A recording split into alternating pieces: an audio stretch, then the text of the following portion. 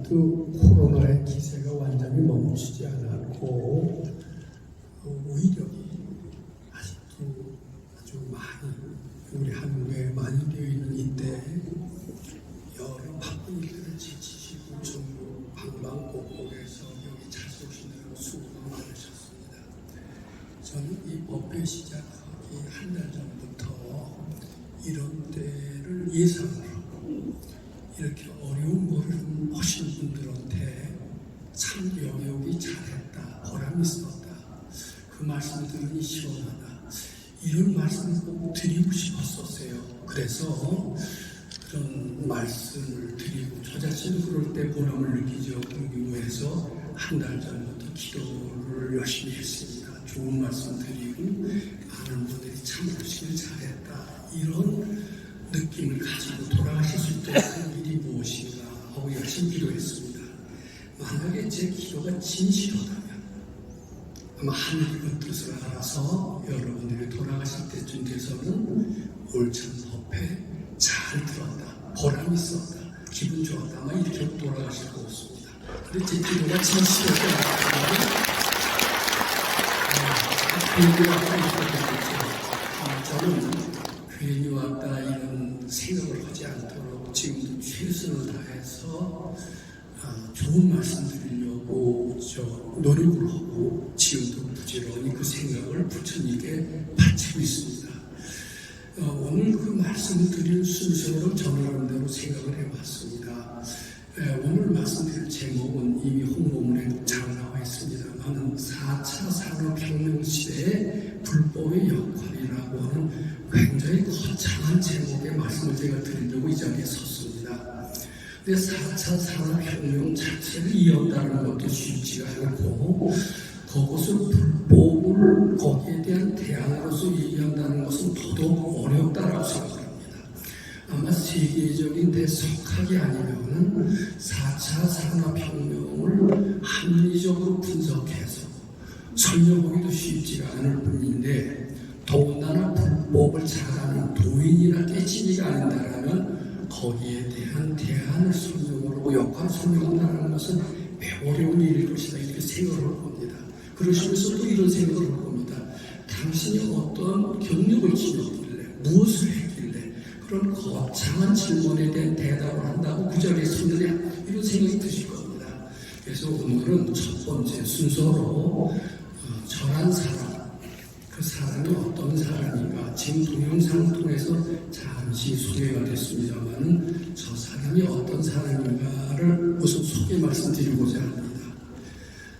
그 다음에 두 번째로 이 4차 산업혁명 시대는 어떤 시대인가, 여기에 대한 설명이 반드시 필요하다고 생각합니다. 그 특징이 무엇이 있으며 또 거기에 대한 문제점이 무엇이 있느냐, 그 문제점이 무엇이 있느냐를 알아야 거기에 대한 처방도 나오고 진단도 나오고 이렇게 되는 거 아니겠습니까? 그래서 4차 산업혁명 시대의 문제점, 이런 것을 또 설명드리려고 합니다. 마지막으로 이 불법의 역할이라는 것이 이제 가장 중요한데, 이 불법의 역할을 설명하려면 저 자신이 어떤 사람인가라는 그 속에 이미 답이 나와 있습니다. 아마 저 자신이 어떤 사람인가를 소개를 잘 한다라면 아마 결론을 보지 않고서도 불법 시대, 4차 산업혁명 시대의 각종 장점과 단점, 장점은 차지하고서라도 단점에 대한 해답은 이미 다 들어있다, 충분히 이해했고 그리고 공감을 했다, 아마 이렇게 결론을 내실 수 있을 것 같습니다. 그래서 우선 첫 번째 제가 어떤 사람이 하는 이야기를 좀 소개 말씀드리고자 합니다. 우선 결론적으로 말씀드리면 저는 참 아주 빈곤했고 정신적으로도 아주 병약했고 또 육체적으로도 아주 허약했었습니다. 그리고 늘 열등감에서 살았어요. 제가 잘할 수 있는 것은 아무것도 없는 것 같았었습니다. 소위 무능함, 게다가 철이 없었어요. 철이 없었다. 근데 그때는 몰랐죠. 내 지금 생각해 보니까 병약하다는 것, 정신적으로도 역시 허약했다는 거, 요 정도만 알았지 저 자신이 그렇게 무능하고 무지하고 그리고 못난이라는 생각을 그때는 할 줄 몰랐던 것 같습니다. 저에게는 희망이 뚜렷하게 없었어요. 제가 잘난 게 없는데 희망을 가질 수가 없었습니다. 이제 대학 들어왔을 때 제가 불교를 만나면서 마침 전생이라는 게 꼭 있는 거 보았습니다. 그 전생의 인연이라고 할지 저는 불교를 만나자마자 아주 깊이 빠져들어갔던 것입니다. 불교가 이렇게 위대한 종교인가 하는 것을 아주 실감했습니다. 그래서 저보다 더 똑똑한 아이들이라면 불교가 위대한가를 나보다 더 실감할 것이다. 불교의 위대성은 사람들의 머리에 비례한다 이렇게 생각을 했기 때문에 제가 그때 세상에 드물게 나왔던 금강경 해설서 저희 클래스메이트 중에서 저보다 훨씬 공부 잘한다고 생각하는 그 학생들한테 주면서 나는 이 친구를 깊이 감명했다.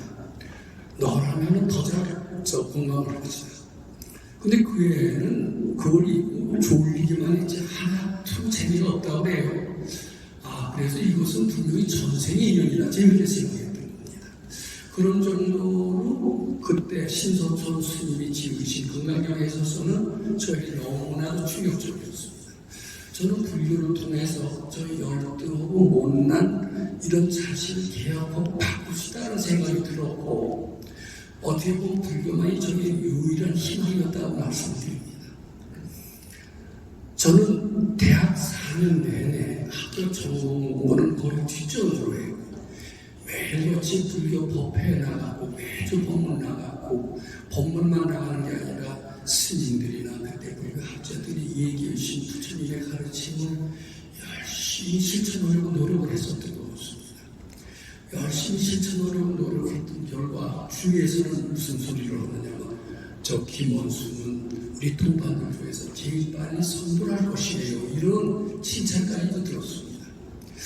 그럼에도 저는 그렇게 노력을 했음에도 불구하고 저 자신의 발전과 어떤 향상으로 해서 대학 4년 동안 전공 공부를 지키고 열심히 노력하면서도 불구하고 철저히 기율을 지키면서 여학생이 버스 근처에만 있어도 탈환하려고 했고 묘를 치워서 유시도 안 할 정도로 스님 이상의 철저한 수행을 했는데도 불구하고 저의 무지무능과 그리고 정신적으로 산만한 것은 아무도 해소의 기미가 보이지 않았다고 했습니다.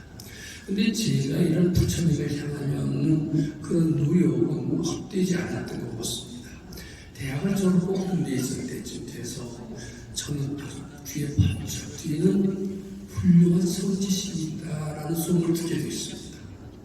저는 그 선지식의 가르침이 금강경 실천 수행에 따른 가르침임을 들었고 그 실천 수행의 대표적인 수행 방법이 무슨 생각이든지 부처님께 바쳐라. 눌러 참으면 언젠가는 폭발한다. 그리고 그 생각을 가지고 있으면 병이 된다.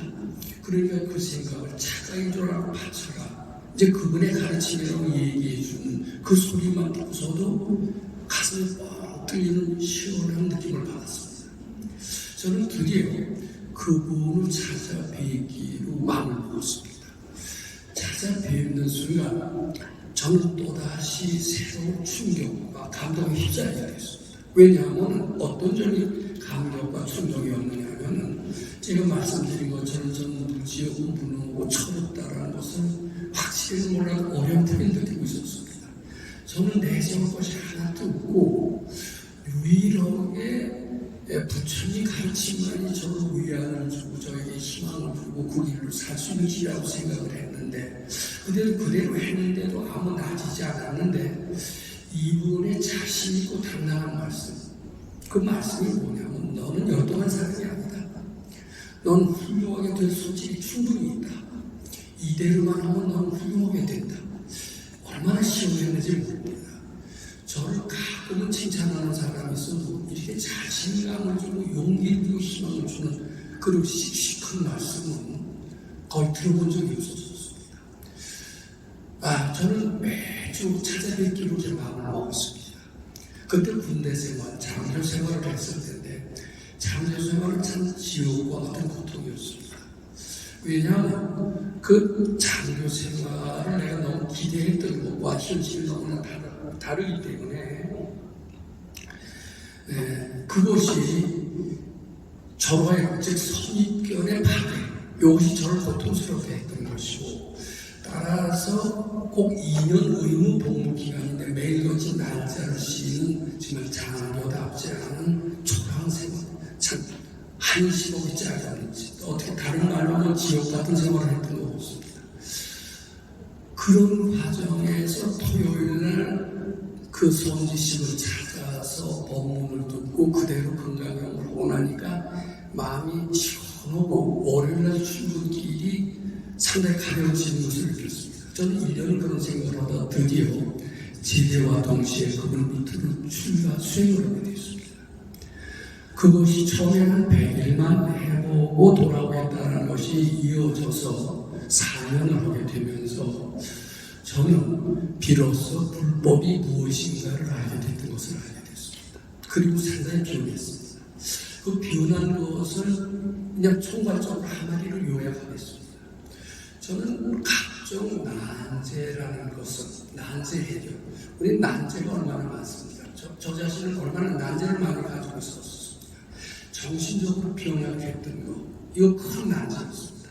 육체적으로 병약했던 것, 이것도 적지 않은 난제였습니다.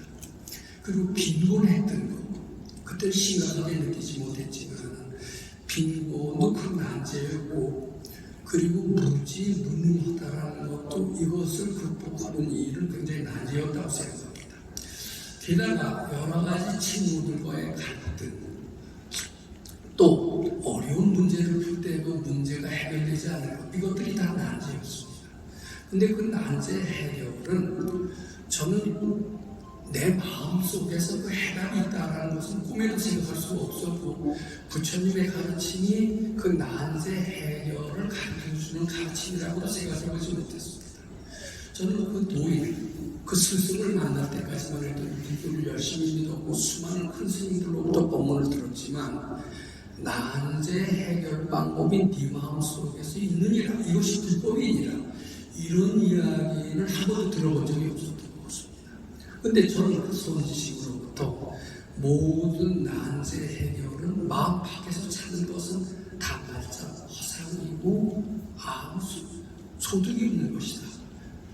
모래를 삶아서 밥을 지는 요를 한 것처럼 모래를 100년을 삶아도 어떻게 밥이 되겠느냐, 밥이 될 수 없듯이 난제 해결을 마음 밖에서, 예를 들면 돈의 힘이라든가 권력의 힘이라든가 조직의 힘이라든가 정보의 힘이라든가 어떤 시스템의 힘에 의해서 해결한다라고 생각하는 것 자체는 마치 모래를 삶아서 밥을 지는 것과 접수하다라는 그런 말씀을 하시고, 그럼 난제 해결 방법은 어디 있느냐? 쌀로 해서 불 때야 밥이지, 이제 모래를 해서는 아마 안 되듯이 마음 밖에 모든 것은 허상이라는 겁니다. 착각의 산물이라는 겁니다. 네 마음속에 착각의 산물을 바치기만 하면 네 안에 무한한 보배가 있고, 그 보배를 활용함으로써 각종 난제를 활용할 수 있다는 게 그분의 가르친 핵심이었습니다. 저는 그 말을 반신반의했습니다. 근데 하나하나 제 난제를 그 가르침에 대고 설명한 결과 하나하나 실감을 느끼기 시작했습니다. 저는 하나하나 얘기하기에 너무나 시간이 부족합니다. 아마 제가 이 얘기를 다 하려고 오늘 하루 종일 다 해도 모자랄 겁니다. 간단한 핵심만 말합니다. 저는 몸과 마음이 약했다는 말을 되풀이했는데, 그 수도 방법으로서 그 원인을 얘기했어요. 그 원인이 네가 왜 몸이 약하고 원인을 정확히 짚어야 해결 방법이 있지. 저는 몸이 약한 것은 타고난 것도 있지만 원체 잘 못 먹었고, 그리고 영양도 부족했고 생활 습관이 나쁘고 등등 이런 데서 몸의 병약의 원인을 찾았던 것입니다. 그리고 정신적으로 자꾸 살만했어요. 이 살만한 것의 원인은 무엇이냐?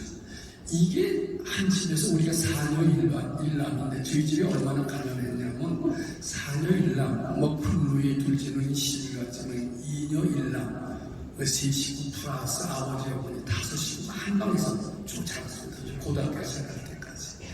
이런 복잡한 생활, 게다가 가정부라는 사흘거리도 찾아 이런 상태에서는 내 정신이 산만해지지 않을 수 없다. 이런 생각을 할 수밖에 없었습니다. 내가 정신이 산만해지고 내 마음을 통제할 수 없었던 것은 그 원인이 무엇이냐? 부모의 불효다, 빈곤이다, 한 방에 5식구가 산다라는 이런 열악한 환경 때문이다. 그 원인을 다 마음 밖에서 찾았다. 이렇게 생각을 해왔던 것입니다. 그리고 저만 그렇게 생각하는 게 아니라 심리학자도 그렇게 얘기를 하고 사회학자도 그렇게 얘기를 하고 법학자도 그렇게 얘기한다. 세계 석학들이 다 난제의 원인을 마음 밖에서 찾는데 어떻게 나라고 해서 그 난제의 원인이 내 마음속에서 있다고 하겠느냐.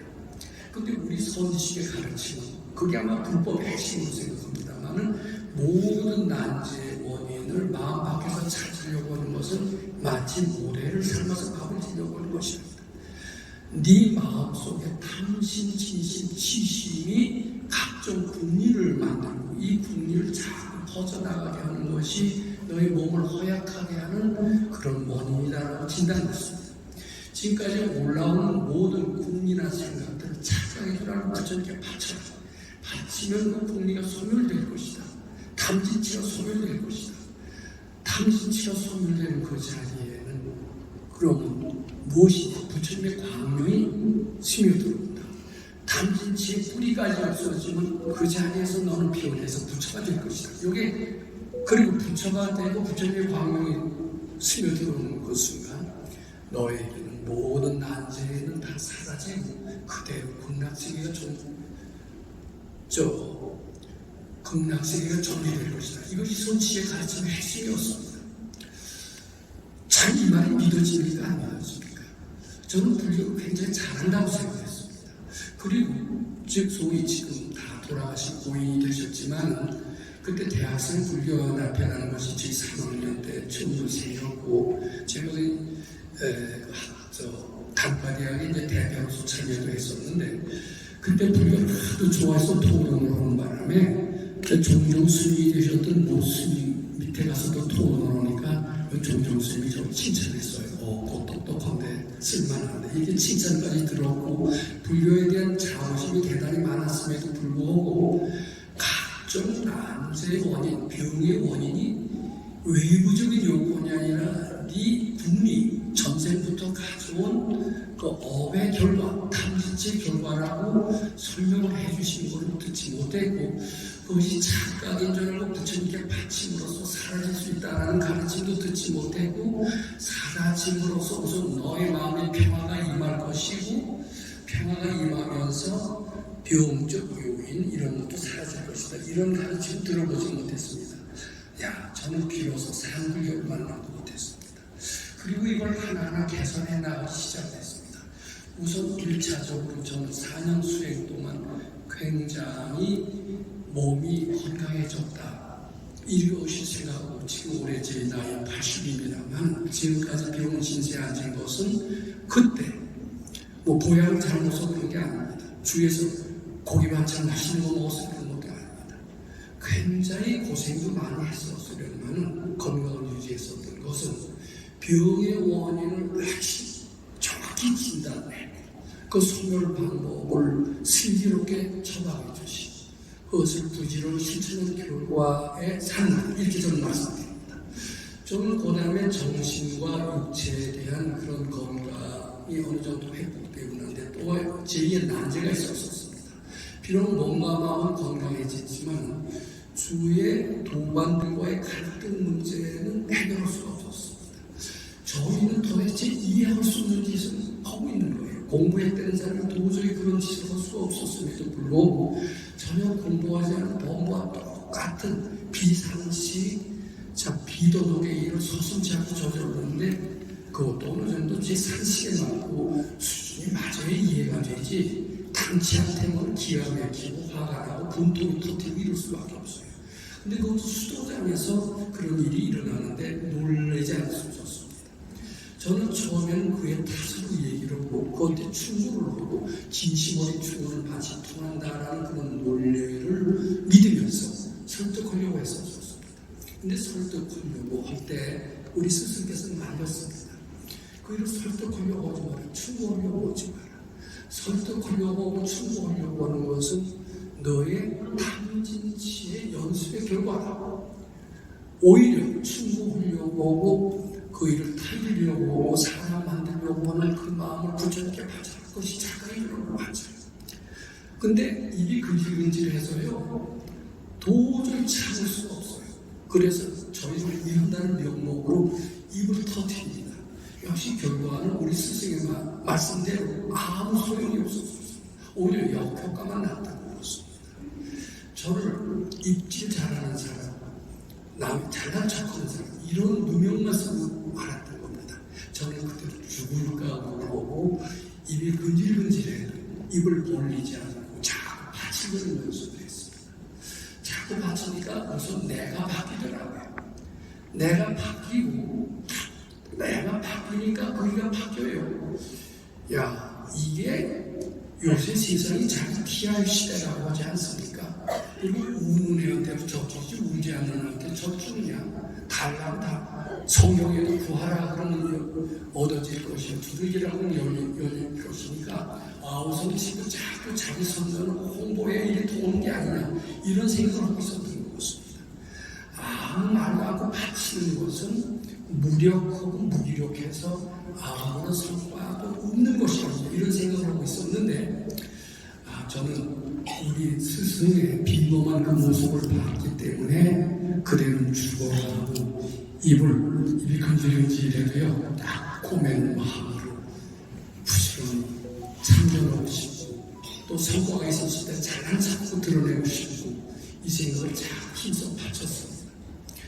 그러니까 우선 내 마음이 평안해지고 내 마음이 안정이 되는데 깨달아지는 게 있어요. 저 양체가 없고 얄미 없던 게 저 사람이 아니라 바로 내 모습이었다라고 알게 되면서 성경에 있는 말이 있잖아요. 내 눈에 들보는 보면서 상대 눈에 티끌을 보지 못한다는 그 말이 이해가 되기 시작했어요.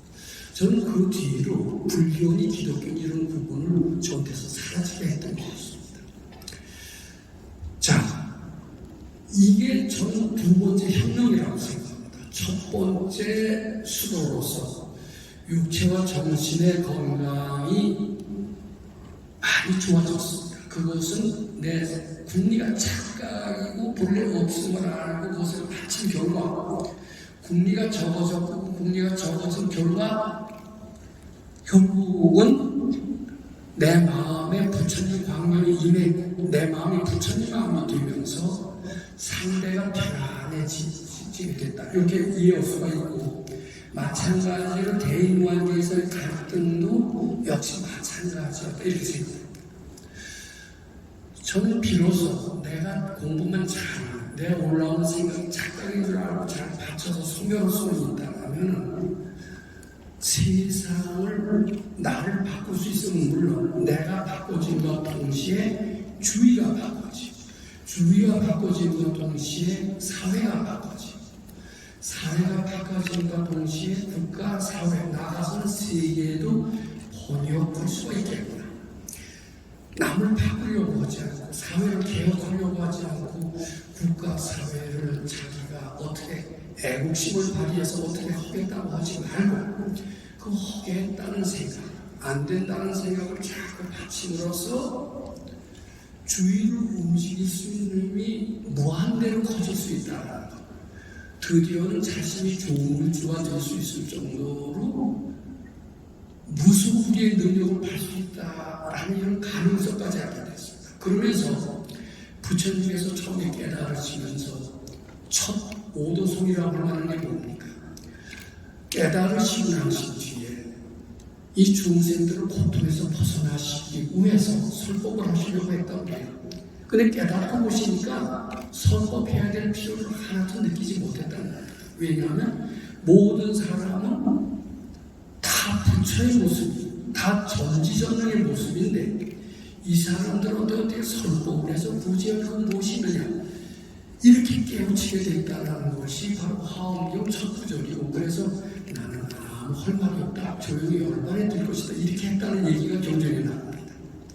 저는 그 얘기를 무슨 뜻인지 몰랐는데 제가 이렇게 금강경을 선지식을 만나서 공부하게 되면 따라서 내 마음속에 탐내고 지금 성내서 상대를 계약하려고 하고 상대를 바꾸려고 하고 국가사회를 기여하려고 하는 이 마음부터 먼저 착각이라고 바치는 것이 매우 필요하고 그것이 착각으로 해서 받쳐서 소멸이 된다면 나한테 무한한 능력이 세워서 나아가서 국가사회에도 변혁할 수 있는 위대한 힘이 생깁니다. 이것이 바로 부처님께서 얘기하시는 일체 정생 시료불성의 가르침의 결과라고 생각이 됐던 겁니다. 저는 그래서 그 이후로 다른 사람이 됐던 것으로 생각합니다. 그 이후로 저는 수도생활을 마치고 사회생활을 시작했습니다.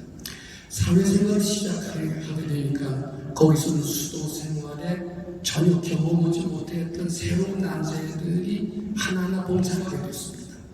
저는 수도 생활할 때에는 이렇게 진실한 수도에 사는 먹고 사는 문제는 충분히 해결이 되겠지 이렇게 생각했던 것입니다.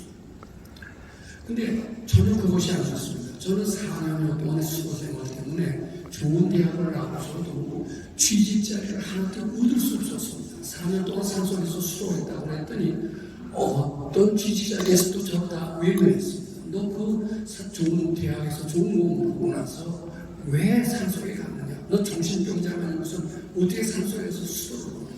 너는 분명히 문제가 있는 사람이다. 너를 바라볼 수 있다. 저는 사회의 벽이 이렇게 높다는 것은 충분히 느꼈습니다. 자, 금강경 가르침이 뭡니까? 나는 전지전능하다라는 그런 가르침에서 출발하는 것이 특히 대승불교 핵심사상입니다. 나의 못났다는 생각, 안 된다는 생각, 못한다는 생각이 착각인 줄 알고 바친다면 나한테서 무한한 능력이 나온다. 이것이 대승불교 핵심사상의 핵심사상입니다. 자, 나한테서는 아무런 취직자리가 시켜주지 않고 나는 이제 백수가 됐음에도 불구하고 이제 부처님의 가르침을 통해서 모든 불가능이 착각인 줄 알고 맨 땅에서 한번 일어나보자. 저는 이 동료들을 보면 그때 참 비참하고 열등감을 느꼈는데 부처님의 가르침을 통해서 저는 맨 땅에서부터 일어나는 연습을 했습니다. 좋은 대학 나왔다는 간판이나 기록고는 발휘할래 발휘할 수가 없어서 던지지 않을 수가 없었던 것입니다. 안 된다는 생각, 못한다는 생각, 내가 비참하고 우러다는 생각도 착각인 줄 알고 자꾸 바쳤습니다. 모든 난제도 착각인 줄 알고 계속 바친 생활을 했습니다. 저는 어느덧 먹고 사는 문제는 해결이 됐던 것입니다. 그 뒤에 먹고 사는 문제는 해결됐지만 빈곤은 역시 여전히 저를 뒤따르지 못했습니다. 저는 먹고 사는 문제가 해결이 되지만 월급날이 되면 어서 월급이 빨리 와서 월급날이 되면 쓸 일이 더 많아서 월급 당장 싹 다 나가요. 우리 그때 학생 때 불렀던 노래가 있습니다. 이것저것 지하고 남는 건 빈봉투라는 그런 월급쟁이의 애환을 담은 노래가 있었는데 그 어떻게 시간이 나는지 모릅니다. 내가 4년 동안 수도를 해서 노예에서 이유를 창조를 가르침을 배웠는데도 불구하고 비록 먹고 사는 것은 됐지만 내 가난을 면할 길이 무엇이냐? 나는 가난의 원인이 무엇인지도 정확하게 생각해 본 적이 없었어. 근데 알고 봤더니 가난의 원인도 다 내가 만들었고 내가 불러왔고 스스로 가난을 자초했다는 것은 한참 지나갔습니다. 지금 무료급식을 보면서 가난의 원인을 절실하게 느꼈고 가난의 원인인 흉한 마음을 해탈할 수가 있어요. 해탈의 결과 저는 풍요롭고 부자가 되는 길을 알았고 실제로 저는 가난을 먹고 부자가 되었다 이렇게 감히 말씀드립니다. 이때 한번 박수 치시기 바랍니다.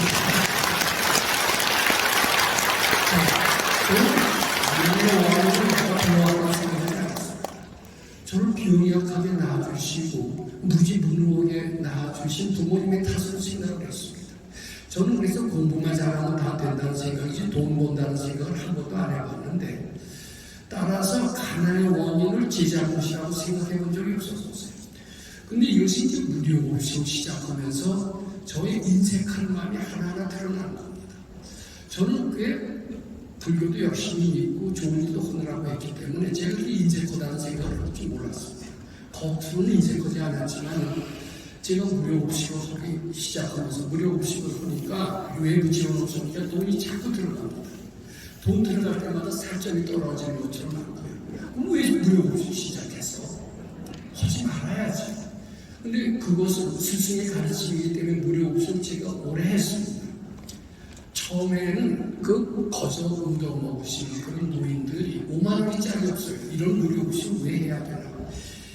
그리고 이건 누가 돈 내주는 것도 아닌데 그저 스승의 가르침대로 막 어느 때는 500명씩 몰려 들어가요. 이러다가 아주 완전히 파산당할 것 같아요.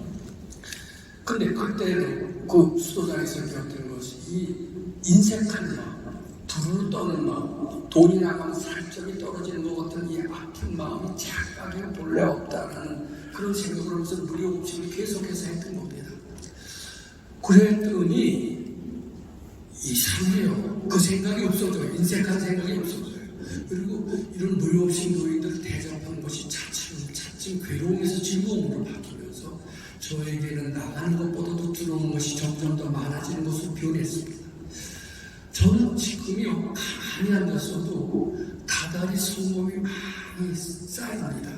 이게 자랑하려고 하는 게 아니라 그때 그렇게 되는, 그래서 저는 빈곤은 어느 정도 사라졌어요.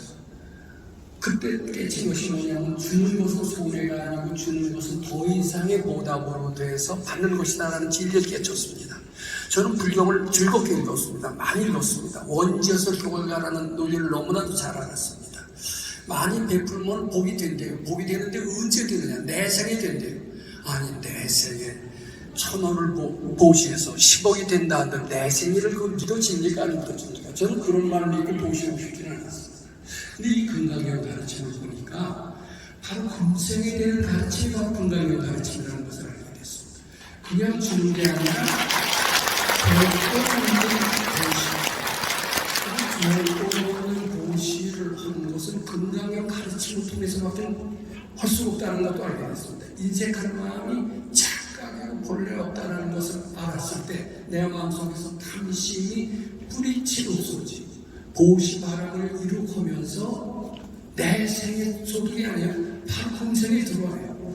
저한테는 돈이 자꾸 들어와서요. 제 액수를 밝히지 않아요.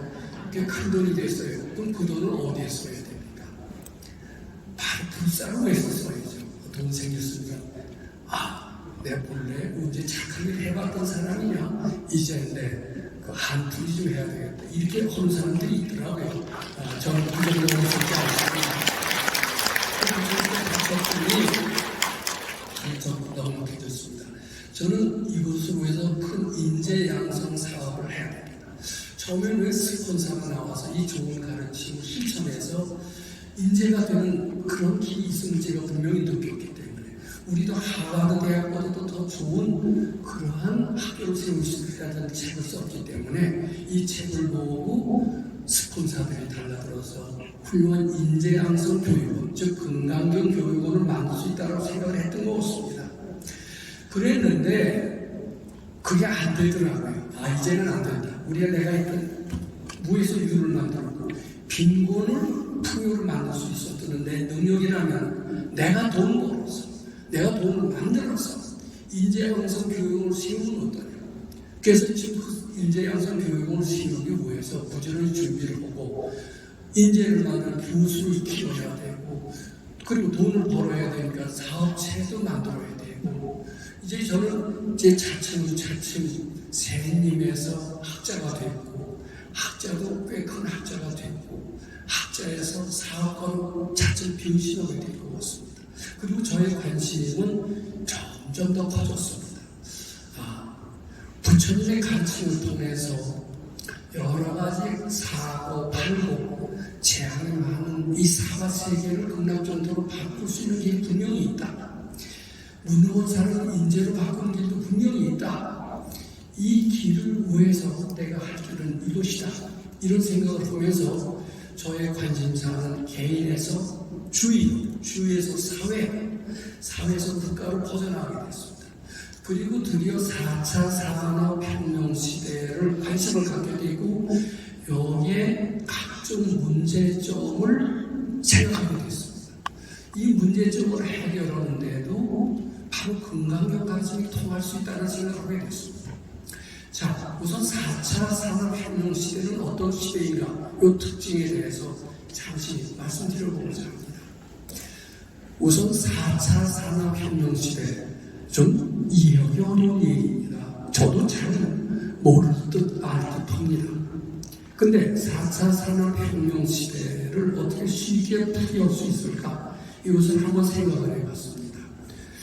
아무리 고상한 논리를 비더라도 이해할 수 없게끔 얘기하면 모르는 거나 똑같아요.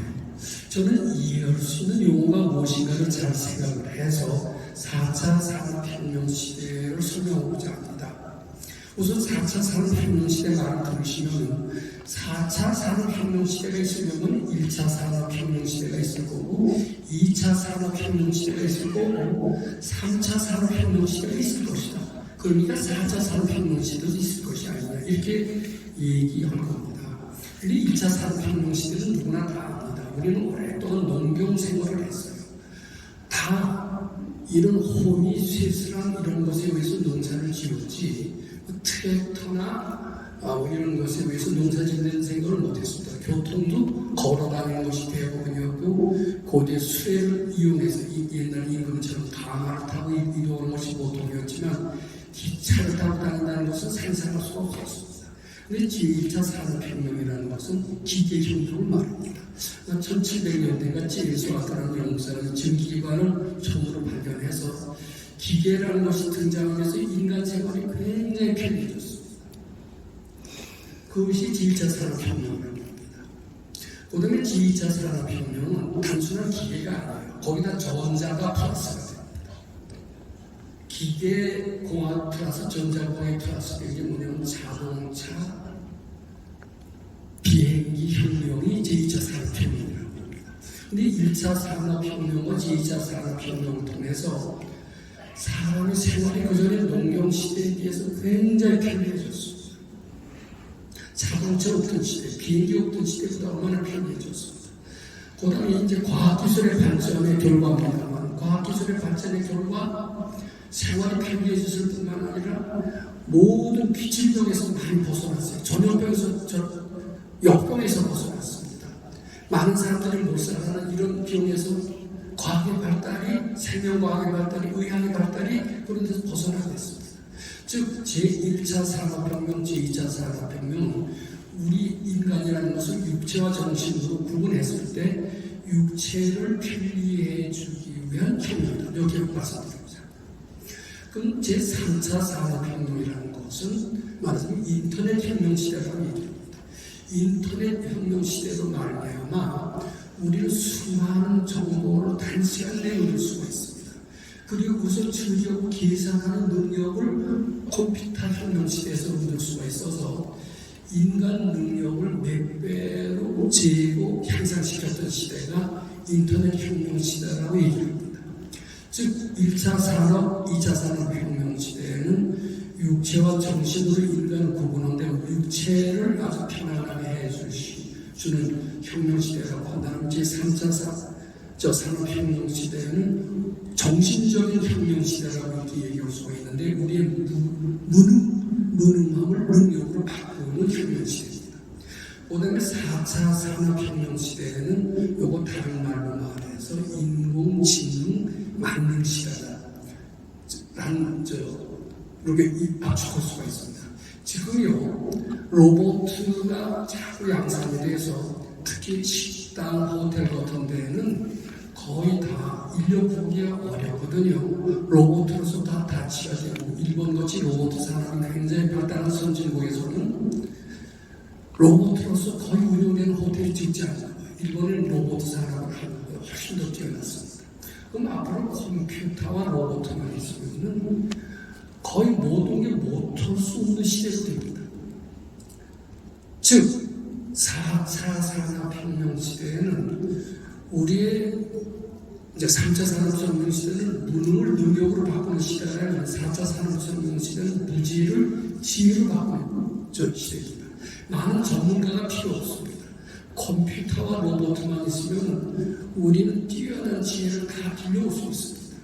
어떤 대통령이 나는 건강 빌릴 수는 없어도 지혜는 빌릴 수가 있다. 우리는 이제는 다른 사람한테 지혜 빌릴 필요가 없어요. 컴퓨터나 로봇을 통해서 지혜를 빌릴 수가 있습니다. 이것이 4차 산업혁명 시대의 특징입니다. 근데 이 3차 산업, 4차 산업혁명 시대 동반된 또 혁명 시대가 있습니다. 이건 개농혁명 시대라고 얘기를 하는데 말하자면 생명과학 혁명 시대다 이렇게 봐도 됩니다. 이 생명과학 혁명 시대가 되면서 이제 인간의 수명은 마음대로 살고 싶을 때까지 사는 시대가 온다고 합니다. 자, 그 다음에 이제 요때 혁명 시대에 동맞춰서 물리학도 아주 발전을 합니다. 그래서 거의 예전 신의 영역이라고 할 수밖에 없는 은신술, 투명인간이죠. 투명인간이 그런 복장이 나와요. 요 몸의 재료와 그 재료와 똑같은 공기의 굴절과 똑같은 재료를 개발해서 투명인간이 돼요. 옛날 식으로 은신술의 도사가 수도 없이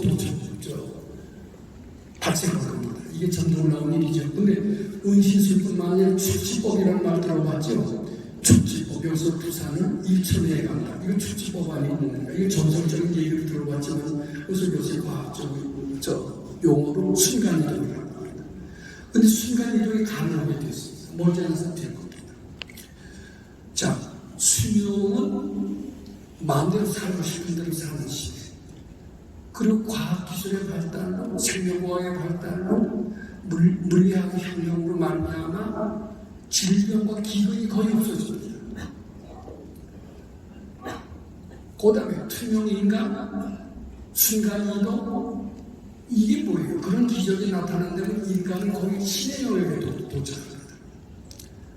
자, 이 세상 얼마나 사회적 세상일까? 우리가 옛날에 어른들한테, 우리 아버지 때는 어른들한테 10년만 더 살았으면 이 세상에 좋은 점 보실 텐데 일찍 세상에 떠나는 것이 아쉽습니다. 이런 얘기를 하는데 앞으로 30년 살면 경천 동지할 수 있는 신의 세계, 그리고 인간의 지능은 신의 영역으로 도달한다는 것이 거의 전문가들의 얘기입니다. 이거 제가 지어내는 얘기가 아닙니다. 근데 이때 문제점은 뭐냐? 이거 생각할 줄 알아야 됩니다. 그리고요, 이제 거짓말 탐지가 굉장히 발달해요. 지금도 범죄율이 점점 줄어드는데 이제 거짓말 탐지에 거의 정확하게 범죄를 잡아요. 범죄율이 점점 줄고요. 그래서 질병과 기분이 없고 살고 싶은 대로 살고 범죄율은 없고 자, 극락세계가 아니고 뭐냐, 이렇게 4차 산업혁명을 예측합니다. 이게 사실. 또 그 다음에 개발혁명 시대가 돼서요, 미래를 거의 정확히 예측해서 지금도 컴퓨터 점이라는 게 있습니다만 이제 웬만한 전쟁들은 다 굶어 죽습니다. 컴퓨터 점보다 더 뛰어난 인공지능을 결합한 컴퓨터 점으로 말미암아 미래까지도 정확히 예측할 수가 있습니다.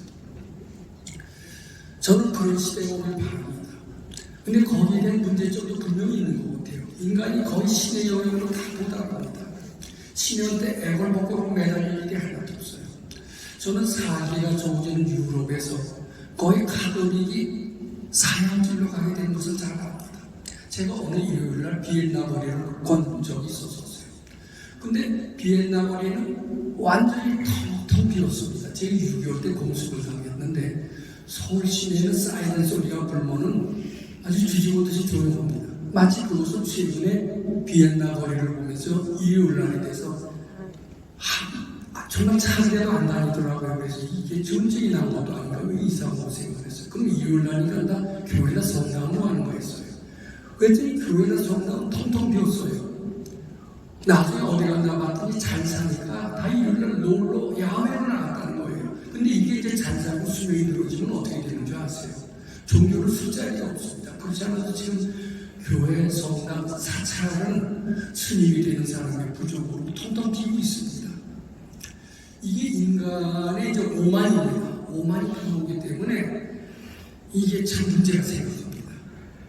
자기들이 거의 신의 영역에 접근했다고 보는 겁니다. 교회 성당이 점점 텅텅 비는 현상이 벌어질 겁니다.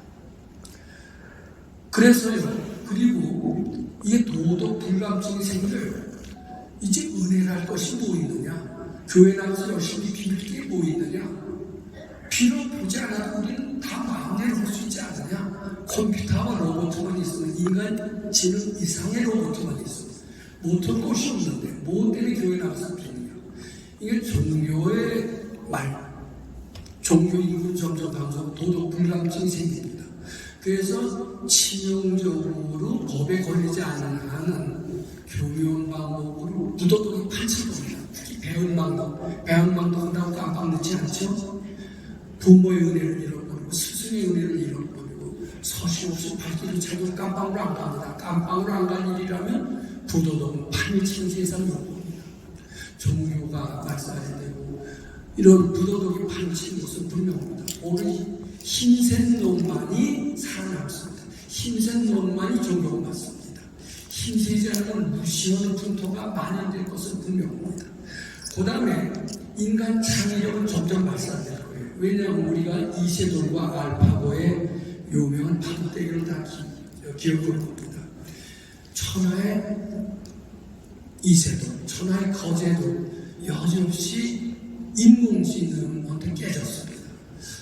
인간은 이제 인공지능에 당할 수 없다. 앞으로 인공지능이 점점 발달하면서 우리 머리 쓸 필요가 없다. 전문 변호사, 전문 의사, 약사, 전문 스승, 유능한 스승 줄 필요 없다. 다 인공지능이 다 대신한다. 우리 노력할 필요 없다. 그들 시키기만 하면 된다. 이런 사고방식이 자꾸 만연되면서 우리의 창의력, 사고력은 점점 퇴보할 겁니다. 인간은 점점 동물 수준으로 됩니다. 살아나는 사람은 누구냐면은 아주 최고의 뛰어난 머리를 가진 사람, 이것에 의해서 세상 지배가 될 것이 분명합니다. 그 사람들이 마음대로 주무르는 세상이 될 겁니다. 그 사람들이 도덕적으로 인격적으로 훌륭한 사람이라면 그 사람들이 지배하는 세상을 그대로 따라가면 되지만 그 사람들 혹시 나쁜 마음을 가진다면 한 사람만의 컴퓨터 재능을 가진 사람은 국가를 상대로 해서 전쟁을 일으킬 수 있는 시대가 분명히 올 겁니다. 이거 심각한 문제가 아니겠느냐 이렇게 생각을 합니다. 저는 오래전에 싱귤레리티라는 영화를 본 적이 있었습니다. 그 싱귤레리티라는 영화는 어떤 영화였느냐면 앞으로 몇십 년 후 딱 이렇게 제목을 뜹니다.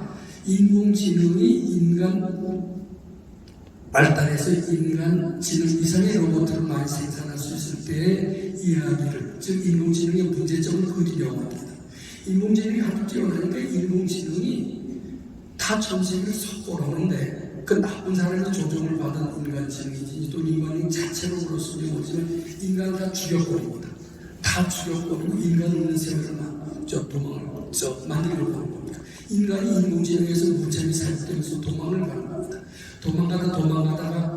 도망가는 사람들이 집합에 모이면서 처참한 말로를 그린 영화가 미국 영화 싱귤레리티인데 싱귤레리티 이것은 있을 수 있는 4차 혁명의 문제점을 지적한 겁니다.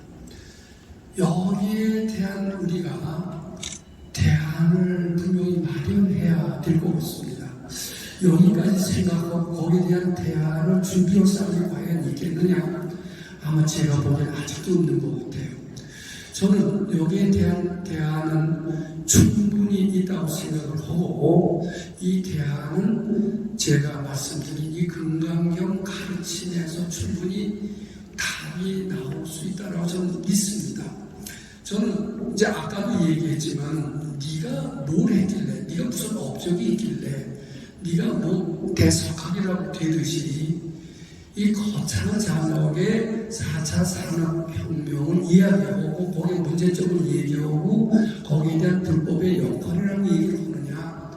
네가 그렇게 대답할 수 있는 근거를 제시해봐라 라고 그런 의식을 가지실 거고 그 근거로서 저는 어떤 사람이다라고 한 것을 얘기한 적이 있었습니다. 근데 그 근거를 다시 지금 되풀이해서 말씀드리면 우리는 본래 전지전능은 부처님과 같은 존재라는 겁니다. 부처님은 한 사람이면은 부처님은 어떤 분입니까? 조물주입니다. 조물주는 둘이 필요가 없어요. 혼자서 이 세상을 쥐락펴락할 수가 있어요. 바꿀 수도 있습니다. 왜냐하면 그 세상이라는 것은 실제로 존재하는 것이 아니라 본인의 분별에 의해서 탄생된 허상이기 때문이다. 이렇게 얘기합니다. 저는 수도를 통해서 제가 감히 조물주가 되고 부처가 되지는 못했지만 한마음 세움에 따라서 남북 통일도 일으킬 수 있다는 그런 믿음에는 공감하게끔 됐을 정도로 건강의 이론에 공감하고 있습니다.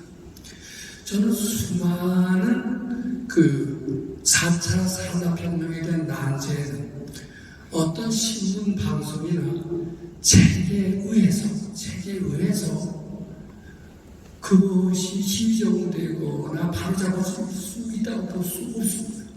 제가 스승께 들은 얘기가 있습니다. 남의 단점을 고치기 위해서 충고하거나 교환하려고 하거나 사람 만들려고 하지 마라. 너부터 바꿔라. 네 마음속에서 그를 교환하는 마음이 사라질 때, 그를 사람 만들겠다고 하는 생각이 착각이라고 사라질 때 내 속에 부처님 광명이 임할 것이고 그 부처님 광명은 드디어 상대를 교화하거나 바꿀 수 있게 될 것이다. 이 얘기처럼 저는 이제 전 국가사회 여러 가지 문제점에 대해서도 관심을 가질 정도가 되고 그것을 바꾸는 방법에 대해서도 고민하게 되고 그것을 바꾸는 방법은 사회를 개혁하려고 하는 것도 아니고 바로잡으려고 하는 것도 아니고 제가 대통령에 대해서 좌지우지하는 것도 아닙니다.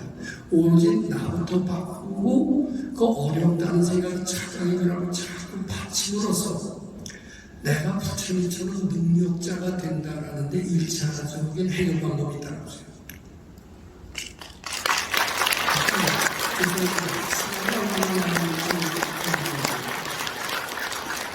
그래서 제한된 시간이 40분이기 때문에 5분 남았으니까 그래서 5분 봐줘야 하는 것 같다. 그래서 지금 결론을 빨리 만들려고 합니다. 그래서 제가 만약에 수도를 잘한다는 것은 이기심을 없애는 겁니다. 탐진치를 없애는 겁니다. 아상의 소멸을 겁니다. 아상의 소멸 정도에 따라서 능력이 나오는 겁니다. 그 능력은 나를 바꾸고 주의를 바꾸고 나가서 국가사회를 바꿀 수 있고 우주를 바꿀 수가 있습니다. 왜냐하면 우주는 본래 존재하는 것이 아니라 나의 분별심이 만든 허상이기 때문입니다. 그렇기 때문에 가능하다는 논리가 나옵니다. 근데 우리처럼 복을 짓지 못한 사람, 즉 금생의 부처가 될 수 없는 사람은 같은 이런 깨달음을 가진 사람을 규합해야 됩니다. 제가 오래전부터 저것이 못난 사람도 건강경 방법으로 인재가 될 수 있다는 가르침을 믿고 인재 양성 교육원을 만들려고 노력을 해 돈도 어느 정도 쌓여서 실천하려고 합니다. 머지않은 내 것이 이루어질 것이고 거기서는 지우지 않은 지혜로운 인재들이 아마 만들어질 겁니다. 그 만들어지면 나 혼자 힘으로 안 된다면 그 사람들과 함께 해서 여러 가지 개인의 문제점을 해결하면 물론 국가사회의 문제점 나가서는 4차 산업혁명 시대의 각종 난제들을 나 혼자만의 힘이 아닌 지혜로운 사람들과 함께 연대하고 협조하면서 이것이 부처님 지범하는 길이기도 합니다만 하면서 같이 해나갈 수 있다고 합니다. 말로만 하는 게 아니라 저는 그런 준비를 현재 하고 있기 때문에 제가 이런 대안을 얘기할 수 있는 강사로서의 어느 정도 자격을 가졌다는 말씀입니다. 그다음에 지혜로운 인재를 개발할 뿐만 아니라 4차 산업혁명이 될수록 빈익분, 도익분 그리고 열등한 사람, 지혜로운 사람의 격차가 점점 커지고 인간이 소외가 될 때 그 사람이 자긍심을 갖고 외로움을 해소하면서 다시 갱생의 길을 찾을 수 있는 안식처를 만드는 것이 바로 필요합니다. 그런 안식처에 와서 소외감, 열등감을 다 날려버리고 새로운 인간으로서 재충전될 수 있는 바탕. 이것이 제가 또 원하는 연수원의 한 모습입니다. 그 연수원에서는 인재를 만들 뿐만 아니라 인재를 만들어서 여러 가지 국가, 사회 난제, 4차 산업혁명 난제를 같이 함께 해결할 뿐만 아니라 외롭고 소외받은 사람, 열등 인공지능에서 주눅이 든 사람, 이런 사람들이 다시 갱생의 길을 찾을 수 있는 이러한 장소까지 만들어야 됩니다. 그래서 거기서 재충전하고 삶을 찾는 노력이 반드시 필요하고 그런 것도 저도 하고 있다. 이렇게 말씀드립니다. 이것이 제가 4차 산업혁명 시대 문제점과 그리고 그 해법을 제시하는 또 하나의 근거다. 이렇게 말씀드립니다. 제가 말씀드린 것을 쭉 정리하면서 마치겠습니다. 저는 참 알다시피 병이 약해요. 정신으로 불안해. 무지무능했던 사람입니다. 그런데 희원 선생씨와 건강하게 가르치면서 저는 새롭게 태어났습니다. 무능이 착각인 줄 알고 능력으로 바꿀 수가 있었고, 빈곤이 착각인 줄 알고 무자가 될 수가 있음을 알았고, 무지가 착각이고 받침으로써 지혜가 나오고, 그 지혜는 부처님의 지혜에 이룰 수 있다는 그런 깨달음이 이르게 됐습니다. 그 지혜와 능력은 각종 문제점, 특히 4차 산업혁명의 각종 문제점을 해결할 수가 있다라고 그렇게 믿게끔 됐습니다. 근데 믿게가 되는 것만 다가 아니라 그네들이 다시 와서 재충전해서 인재가 될 수 있는 그런 장소까지 마련할 수 있어야 된다고 생각을 했습니다. 이것이 오늘 제가 드린 말씀의 골자와 내용이고, 아까 처음에 말씀드린 대로 먼 길 오시느라고 수고 많았고 부름줄 오시느라고 수고 많았습니다. 처음에 얘기한 대로 제 말씀이 희망과 용기가 되어서 말씀 잘 들었다. 새로운 희망을 얻었다. 우리한테도 희망이 있다. 이런 아주 씩씩한 마음이 돼서 돌아가기를 간절히 바라고 평생을 성령 같이 잘 실천하셔서 모든 제한을 소멸하고 소원을 성취해서